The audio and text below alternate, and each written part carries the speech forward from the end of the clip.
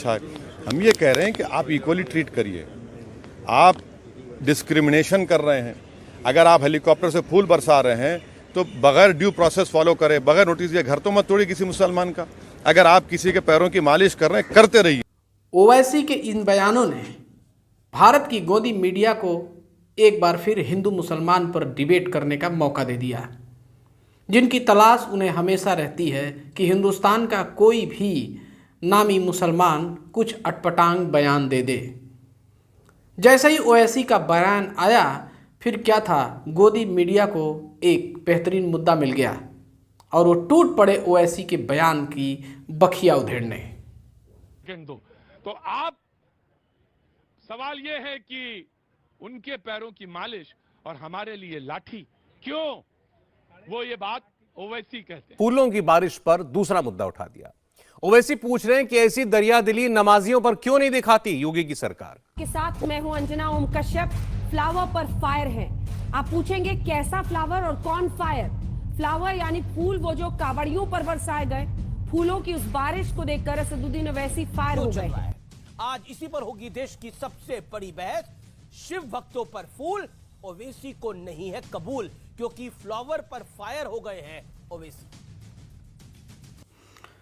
यह सिलसिला यही नहीं रुका, बल्कि कुछ अन्य पत्रकार भी ओवैसी के बयान की बखिया उधेड़ते नजर आए और वो भी जमकर डिबेट किए।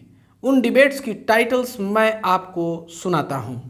90% मुस्लिम क्या चाहता है, योगी के कांवड़िए ओवैसी के कांटे, शिव भक्तों पर फूल ओवैसी को नहीं कबूल, कांवड़ यात्रा पर ओवैसी का हिंदू मुस्लिम बीजेपी का पलटवार, शिव भक्तों पर फूल ओवैसी को चुभे शूल, ये क्या बोलकर फंस गए ओवैसी।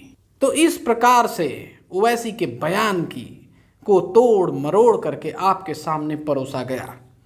लेकिन दूसरी तरफ रवीश कुमार अपने पुराने फॉर्म में दिखे और वो जनता की समस्याओं से जुड़े मुद्दों को सरकार से जोड़कर दिखा रहे थे और सरकार से कर रहे थे सवाल और पूछ रहे थे देश के हाल।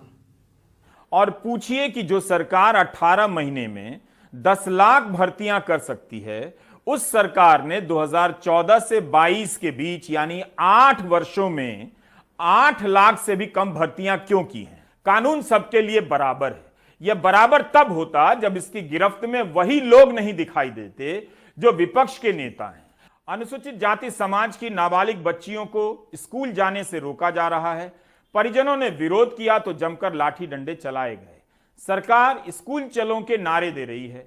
चीफ जस्टिस ही कह रहे हैं कि पुलिस के अफसरान नेताओं के हाथ में खेल रहे हैं, दूसरों को फंसाते हैं। फिर सरकार बदलती है तो उस अफसर को फंसाने कोई और आ जाता है जो पहले की सरकार में किसी और को फंसा रहा था।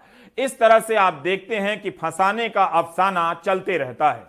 आज बस इतना ही। मिलते हैं कल फिर गोदी मीडिया के नए कारनामों के साथ। तब तक के लिए जय हिंद, जय भारत।